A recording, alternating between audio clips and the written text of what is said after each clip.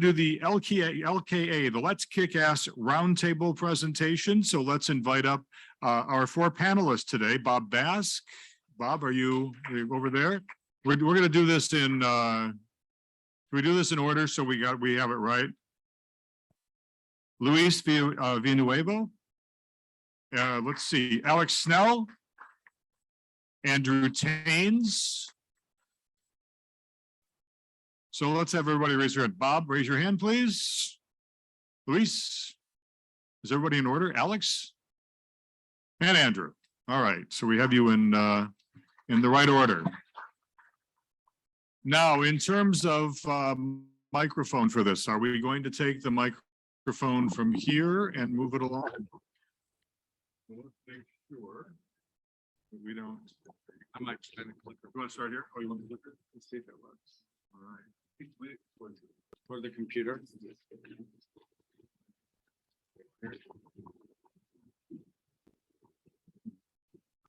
We are wired, yes. Okay, this is too much to hold. Maybe I'm not going to use the clicker. Is there someone who can move the slide forward? Sorry about that. Yeah, as Brad said, my name is Alex Snell, and Bob, Luis, and I are three of the organizers of the roundtable. We are all long-term survivors, and the roundtable is a discussion group that happens every week that is for long-term survivors of the AIDS epidemic. So if you could put up our presentation.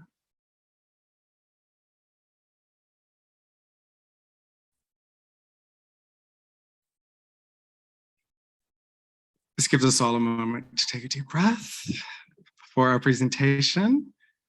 Oh, thank you very much. If you don't mind, you can go to the next one. So I'm an East Coast transplant. So when I wanted to find a photo from the 80s of the AIDS movement, I Googled San Francisco AIDS 1980s, and that's the photograph that came up. Okay, great. That is the photograph that came out. Is there anyone here who was in San Francisco in the 80s? Great. Can anyone tell me what's happening there? This was sometime in the 80s, yeah. I mean, it looks like some sort of parade or protest or advocate. Is it an ACT UP event? I'm not sure. Pardon me?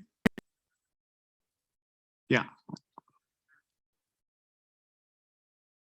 Yeah, okay. I like this photograph because of the fighting for our lives.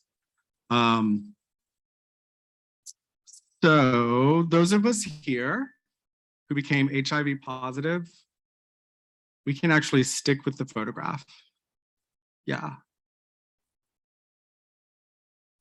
Those of us here who became HIV positive during this time were in our 20s and 30s or even younger. We were told that we had a few years or a few months to live. And whether we were HIV positive or negative, we had friends in our 20s and 30s that were dying all around us. So young, it hit us all at once, and yet it went on for a very, very long time. It was really an extraordinary experience. It was unprecedented for most of us when it happened, and it was horrific. Of all the people we knew during that time who were fighting for our lives, we won that fight. We're the survivors. So, wow. So now those of us here who became HIV positive during that time are in our 60s or 70s or even older. We're aging, and aging isn't a walk in the park for anybody. We went through an experience that most people can't grasp or don't want to. We don't have the energy to explain it.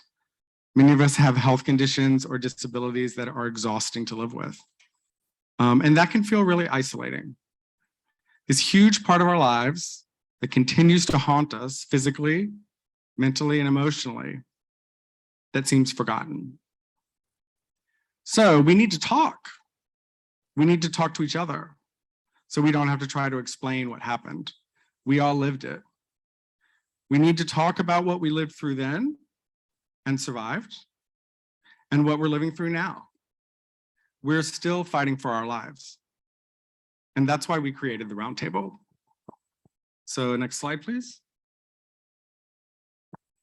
Is there any way we can display the whole slide?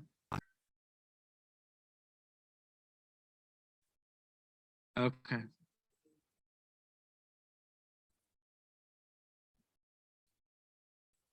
Oh, okay.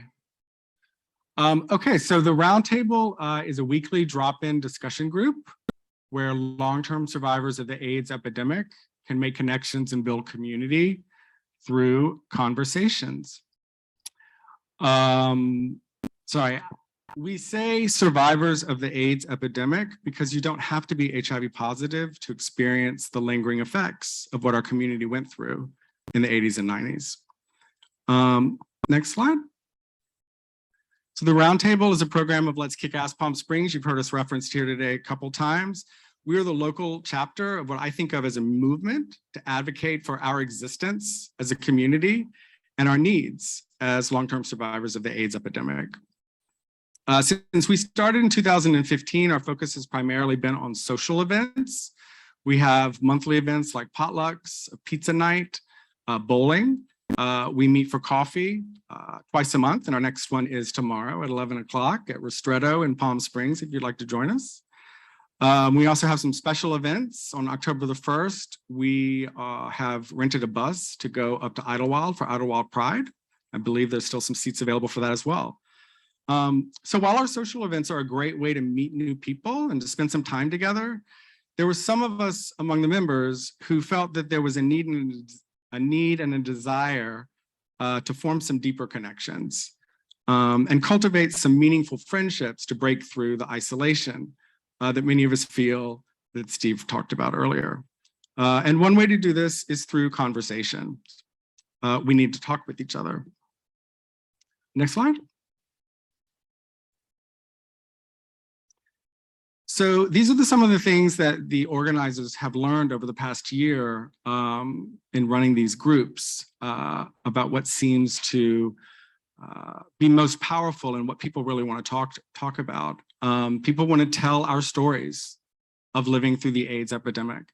I love it when someone new comes to the group and they're sitting quietly, and we as facilitators like to invite everyone to at least participate in the conversation if they want. And they say, oh, I really wasn't planning to talk today. And then they talk for 5 minutes telling the story. It's wonderful, it's magical.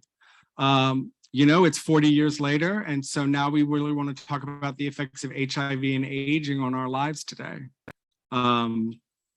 It's also a good forum for sharing community resources. We all don't always know what's out there available for us here. So we can share that and it improves our quality of life.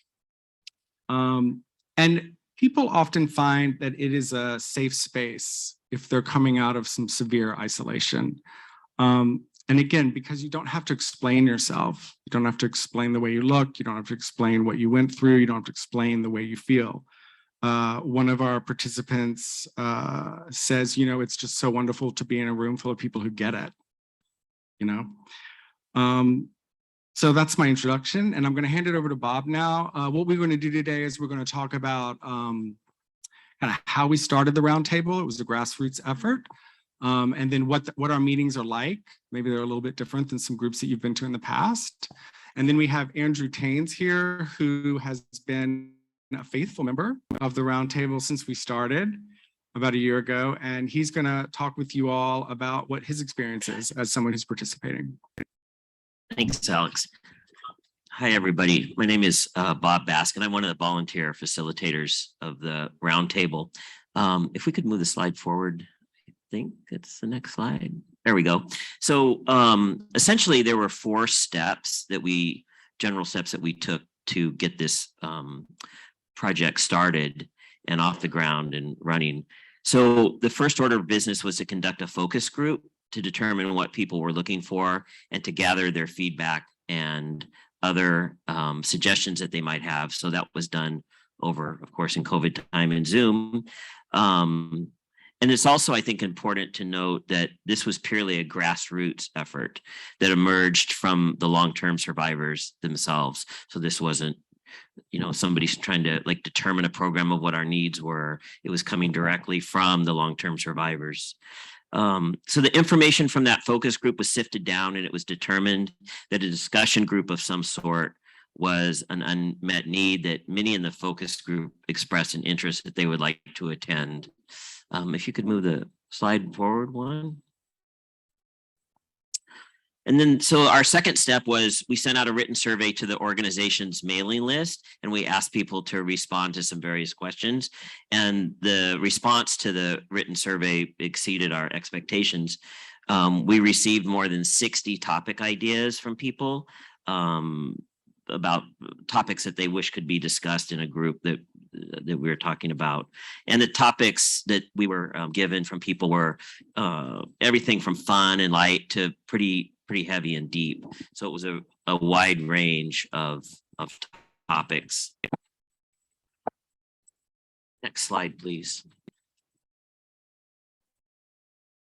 So in our written survey responses, we had 7 people say they would be interested in working as volunteer facilitators of the new group. And we're proud to say that all 7 of us are still volunteering today with the program. So it's also been a rewarding endeavor for those of us that have volunteered too. And I think it's pretty amazing that we got 7 people to step forward and volunteer to make this thing happen. Next slide, please. And then the fourth we took was the volunteer facilitators received training on best practices for group facilitation by our own Richard Bass, who's a retired educator and therapist. And then Richard coached us after each weekly meeting to help us hone and refine our skills and to become better at facilitating the group. And the program and facilitation team are still going strong after nearly a year of weekly meetings, now actually expanded to twice a week. And so those are the basic 4 steps that we took to get this project started. I'll turn it over to Luis.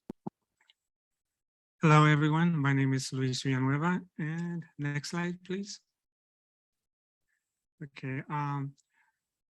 We launched the first roundtable meeting on Zoom back on Tuesday, October 5th, 2021. And as the COVID regulations loosened up, participants were asking if the group would meet in person. They wanted to be in the physical presence of others, especially of those whom they were becoming familiar through the Zoom meetings. Zoom fatigue also played a factor in the yearning for in-person meetings. So on Friday, May 6, 2022, we launched the roundtable in-person meetings. Next slide, please. As participants are joining the discussion group, the facilitators make sure to welcome everybody. Hello, so-and-so. Some of us wave our hands. Others might, for instance, comment on the user's background image or compliment the participant's attire in person. The lead facilitator looks out for newcomers to acknowledge them personally. The facilitator and the participants of the roundtable are becoming familiar with each other and welcome newcomers to the family. Like any family or group, we announce social events or social activities that might be of interest. The lead facilitator announces any upcoming social events sponsored by LKAPS and any other organizer if the social event is relevant to a person living with HIV, identifying as LGBTQ+, and or aging in the Coachella Valley. At each meeting, we usually read the guidelines. It is like reminding the family how to behave at the dinner table. And the guidelines are read by one of the facilitators. The guidelines let participants know how we operate the meeting. During the meetings, some participants remind other participants and at times the lead facilitator of a guideline. Sounds like controlling, but the facilitators and participants appreciate the boundaries and the smooth flow of the discussion. We ask participants to keep names and what is said in the meeting confidential, not to share our details outside of the meeting. Details, especially personal ones, discussed at the meeting must be kept anonymous and confidential. The facilitators also ask the participants to not go over their airtime. That is about 3 to 4 minutes, to let other participants have a chance to speak at least once before the end of the meeting. We ask for those who are not speaking to mute themselves to prevent background noises, such as dog barkings or the garden blower. We strive to start and end on time and ask the participants to help us with this goal. Next slide, please. We remind the participant that this is, okay, next slide, please. There we go. We remind the participants that this is a discussion group, not a therapy group. We support each other by listening to each other. The discussion group tries to stay on topic. If a participant seems distressed, one of the facilitators will reach out to them directly. Facilitators and participants reach out to each other by providing their names and phone numbers on their user window by clicking on the 3 little dots. And of course, this is optional. And you can also communicate by using the chat window. We inform the participants how they can place their names and phone numbers to let the rest of the group know their names, and if they also want their phone numbers to be known in case they would like to meet or contact each other afterward. When those facilitators usually contacts a participant who seems distressed after the meeting by phone, if available, or chat window during the meeting. The chat window is another way of directly communicating with someone or everyone. It is also used to provide information about resources, services, hyperlinks, and so on, as well as to state questions, comments, or concerns relevant to the discussion topic on that day.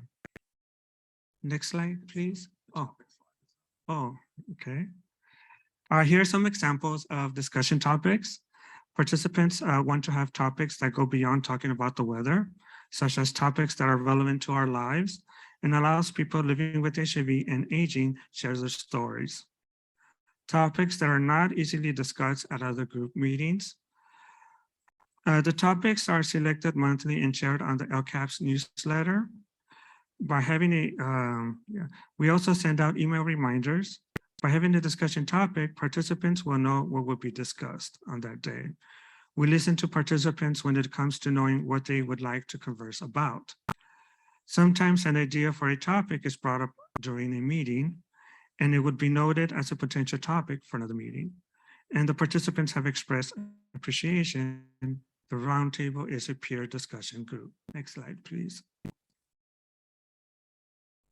The roundtable team wants to provide an opportunity for every attendee to participate in the discussion. The lead facilitator will get help from the facilitators. Make sure in the first round of the meeting, everyone has to have the chance to speak. If somebody is called upon to speak, they could decline. We monitor and operate the discussion group so it flows smoothly and seems conversational. After the meeting, the facilitator do a debriefing. We assess the facilitator's performance, the flow of the discussion, and the participation of the attendees. We also do some reflection and offer constructive criticism to each other. We hope to improve and evolve with practice.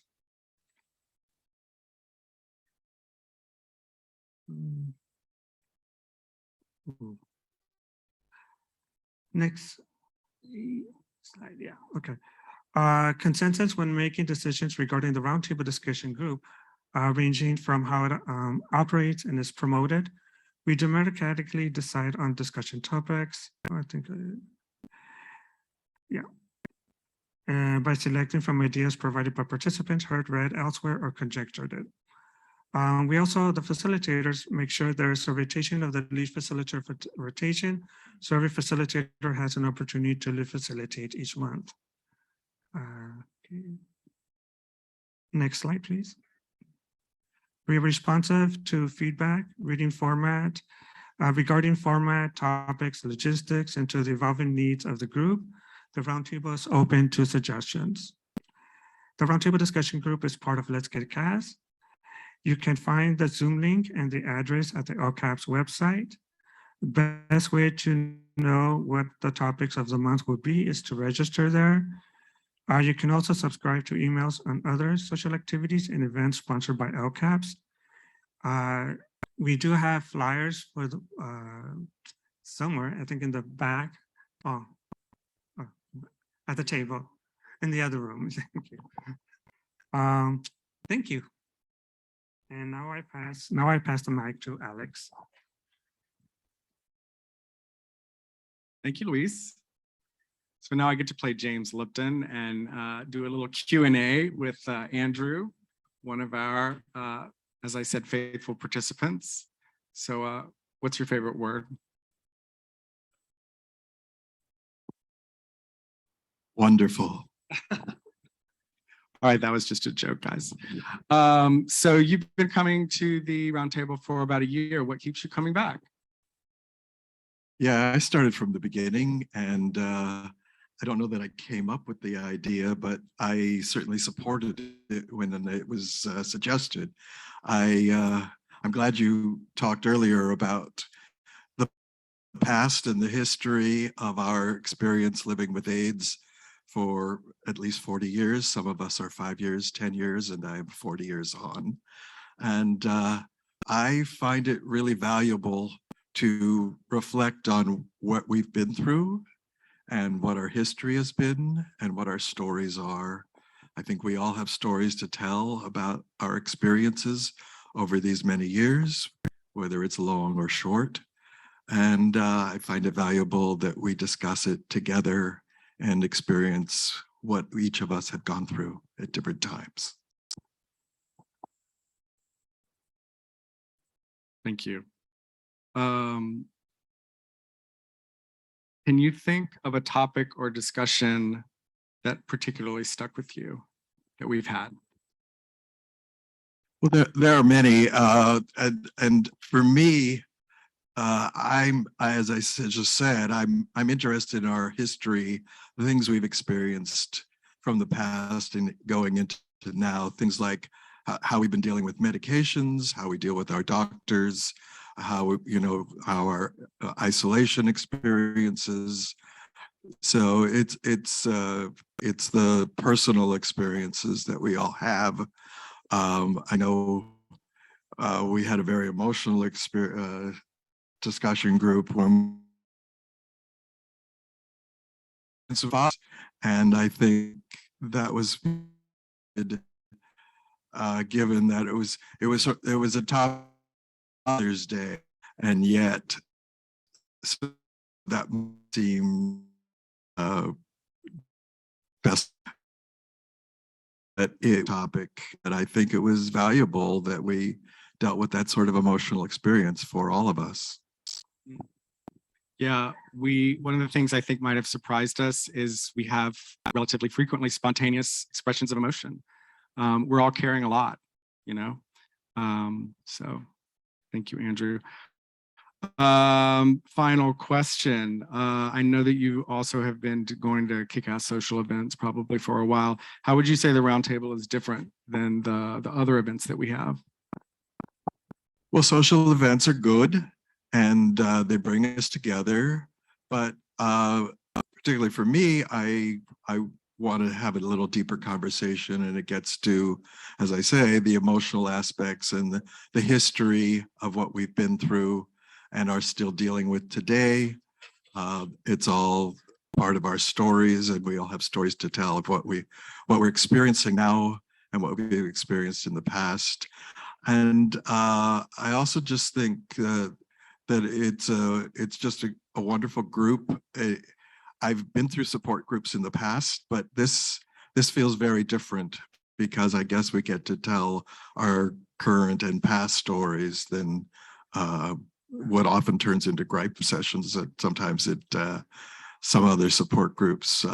Support groups are valuable, but this one's different because we do deal with a specific topic.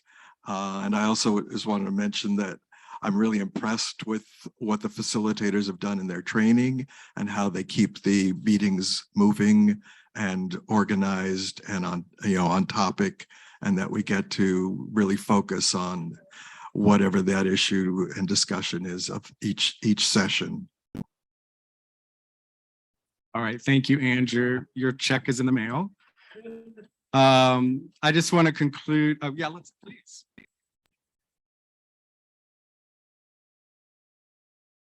I guess I'll just conclude with something I read last night from Tez Anderson, who is the founder of Let's Kick Ass, the national movement.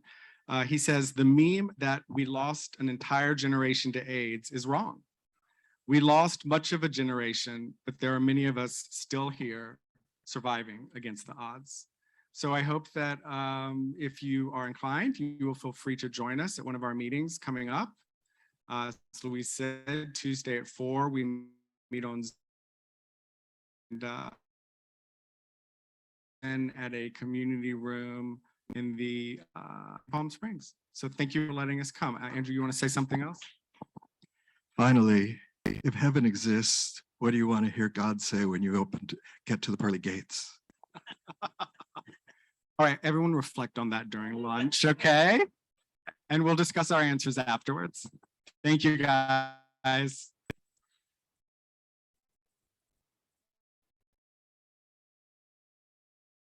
Thank you all very much. We are at the lunchtime, our lunchtime break now. For those of you online, we will be, I think we'll just have slides up. And for those of you who have a lunch ticket, please feel free to step into the back room, take our break for the next hour. Drag Queen Bingo with Rosemary Galore will be starting up. We will, of course, broadcast that to our Zoom participants as well. And we'll have some other housekeeping items a little later on. Thanks so much for joining us for the 7th Annual Positively Aging Project Conference, both here at the Jocelyn Center and on Zoom. And we will see you after lunch.